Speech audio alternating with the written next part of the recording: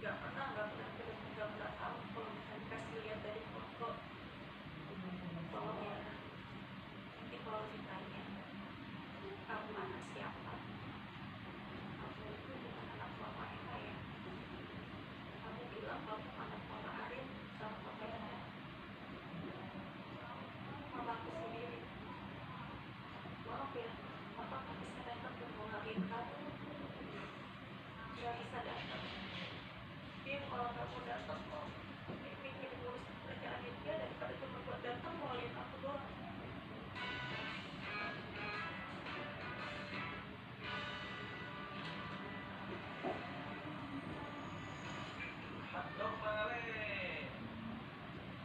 Assalamualaikum warahmatullahi wabarakatuh. Jumpa lagi dengan saya, Ahmad. Host yang tidak terlalu aman, tapi bisa kita menyawa, yang sudah bersertifikasi standar nasional Indonesia. Kali ini saya kedatangan seorang narasumber yang mempunyai kisah kehidupan yang luar biasa. Di mana narasumber saya ini adalah seorang anak yang bisa dibilang bakal mau karena sempat tidak diakui anak jalanan.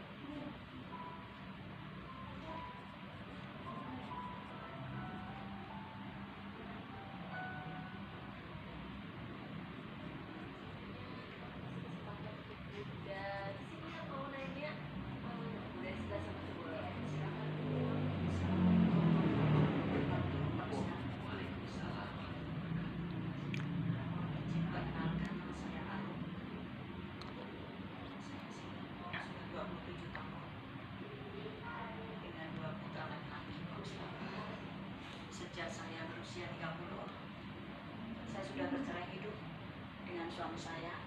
Kebetulan suami saya sudah berselingkuh dengan pacarnya SMA-nya.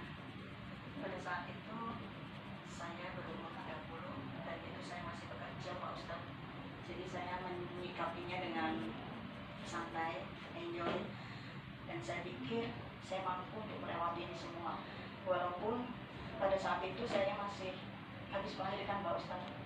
Anak saya nomor 2 baru berumur 2 bulan. Kemudian di persidangan saya diputuskan untuk bercerai. Sehari-hari saya sendirian dan mengikuti kajian-kajian. Pertanyaan saya, Pak Ustadz, bagaimana untuk membunuh rasa sepi ini? Dan bagaimana sok dengerin dulu. Saya mencoba untuk membuka hati saya, Pak Ustadz. Pernah berarti? Jadi selama bertahun-tahun, jujur aja 27 tahun, saya memang menutup dan pernah berjanji pada Allah kalau saya tidak akan menerima. Tiba-tiba saya membuka hati saya merasa bahwasanya sudah 27 tahun saya single mom.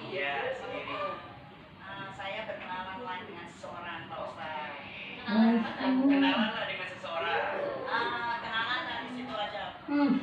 Tiba-tiba aja pokoknya kenalan dapat gitu ya. Nemu di mana ibu orang itu? Jujur Pak Ustadz di Pak Ustadz. Oke. Banyak ya. Di sosmed. Selanjutnya Pak Ustadz, saya sudah mulai membuka hati Pak Ustadz. Walaupun saya memang belum pernah ketemu Pak Ustadz. Belum pernah ketemu. Jadi ada online gitu ya Bu ya? Ya, betul. Gitu. Ya. Tapi entah gimana hati saya itu merasa nyaman gitu Pak Ustadz. Nyaman, nyambung gitu, dan dia juga Jadi ibu belum sempat ketemu? belum Pak Ustadz. Yang sosmed Kemudian karena memang beliaunya juga hati-hati ya. dan selalu mengingatkan sholat, mengingatkan mengaji, mengingatkan yang lain-lainnya. Tapi ujung-ujungnya Pak Ustadz, Jadi duit. saya di PHP-in Pak Ustadz. Oh, ini teh ada sekarang namanya love scamming. Love scamming. Love scamming. Ya. Jadi, oke, izin. Kemudian apa selain waktu yang ibu korbankan untuk yang PHP ini? Materi Pak Ustadz. Oke. Dia mohon izin. Apa dia ngapain ibu dengan materi itu? Alasannya dirawat di rumah sakit dan dia single father dia punya anak satu kecil dan dia juga dia menjual kesedihan gitu ya. Oke. Kemudian kan keluar rasa ibu saya ya, rasa keibuan saya keluar, saya kasihan. Lalu dia untuk membayar rumah sakitnya belum gitu. Jadi saya akhirnya mengeluarkan itu Pak Ustadz uang saya untuk membantu. Berapa kalau di total kerugian ibu? Ya 2 juta. ada jutaan aja Pak Ustadz. Bunda sayang, cuma mau bilang kesedihan itu jawabannya bukan punya pasangan.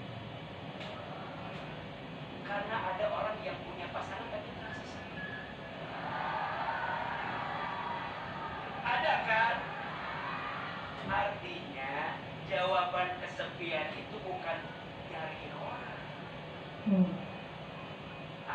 Gimana biar hati itu terasa penuh, terasa amin? Jawabannya tanyakan siapa? Yang tidak akan pergi meninggalkanmu siapa? Maka mohon maaf Bunda, jika ingin meminta, mintalah kepada Allah. Jika ingin meminta pertolongan, mintalah kepada Allah. Jika hati ingin bersama Buirit tumpukan dasi. Orang aku jangan mencari manusia lagi setelah kita disakiti oleh manusia. tidak. Orang Ingin bilang sekarang jangan masuk ke lubang yang sama. Bunda teh pergi ya Allah. Bunda teh ya Allah. Ya Allah. Bunda. Menurut Aama ya, sekarang 27 tahun. melangkah lagi dalam hidup. Kemudian saya 30 tahun. Berarti sangat gitu ya dia. Sok melangkah. Dan kalau Bang kamu Arma, pikir jodoh ada, pasti ada. kalau kenal ya dia. Apalagi mohon Apaan maaf, itu? aduh ya Allah. Sosmed lain. Ya iya, orang berubah ya dia. Kok bisa transfer sama yang belum Itu aku belum. Iya, gitu. Iya, dulu daripada transfer ke yang gak jelas, mending transfer ke yang jelas. Udah, bismillah, Bunda, semangat. Udah, yang lalu biarlah berlalu, yang selesai biarlah usai. Dan insya Allah Bunda gak akan merasa kehilangan.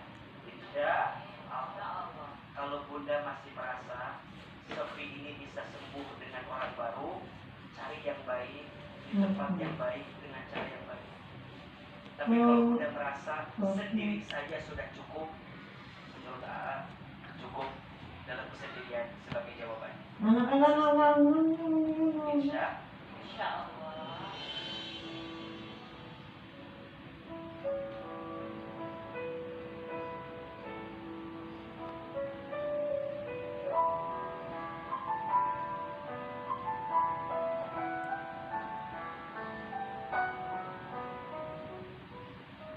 Ketika raga itu menyerah, tuntun hati untuk berserah. Puan silakan. Iya Bunda. Ketika raga ingin menyerah, tuntun hati untuk berserah. Belajarlah untuk berserah kepada Allah atas semua yang Allah hadirkan kepada kita. Ridho dengan takdirnya, ikhlas beramal kepadanya. Buah dari amal itu istiqomah. Jadi kalau Bunda mau lebih kuat dalam berserah, istiqomah dalam kebaikan. Istiqomah itu berat, iya. Yang ringan istirahat. Yakin DHA si kecil cukup? Rekomendasi ahli, DHA 100 mg per hari, Enfagrow S.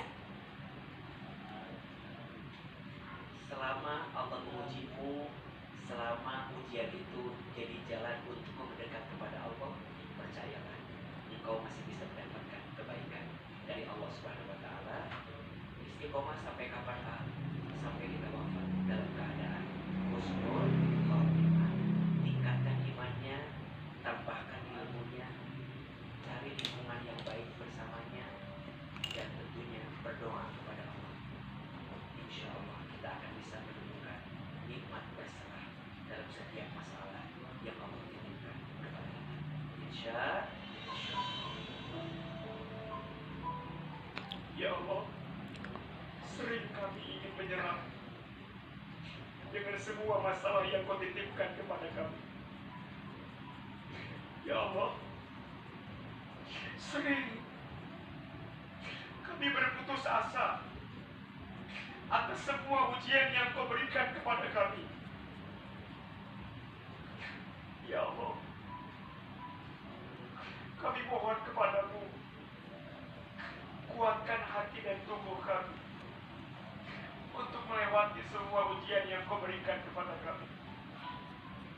Ya Allah, hanya kepadamu lah kami berserah, ya Allah. Hanya kepadamu lah kami meminta pertolongan, ya Allah. Hanya kepadamu lah kami memohon petunjuk, ya Allah. Jika bukan kepadamu, kepada siapa lagi, ya Allah? Rabbana atina fid dunya hasanah wa fil akhirati hasanah wa qina azabannar. Subhana rabbika rabbil izzati amma yasifun. Wassalamun alal mursalin. Walhamdulillahi rabbil alamin.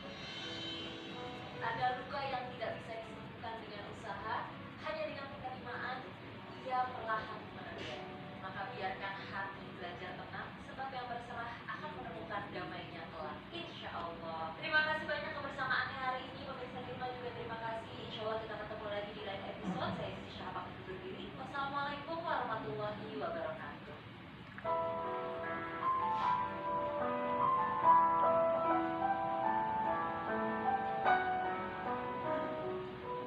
Kajian hati, tenangkan hatimu.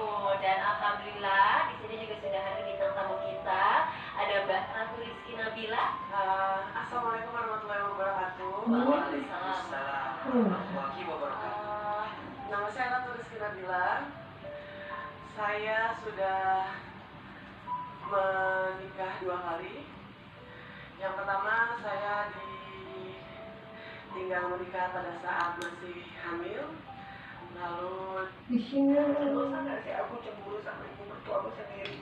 Jadi saya pingin banget dirangkul, saya pingin banget jadi impian saya tuh harus jadi korban belajar sama mama. Ayo apa yang kamu nggak bisa, ayo apa yang kamu nggak bisa.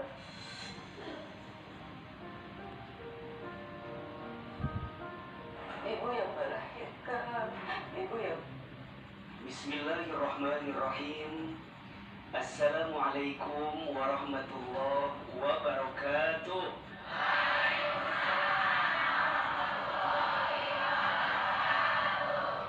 Bersyukur kepada Allah yang Maha Pengasih, yang tidak pernah pilih kasih.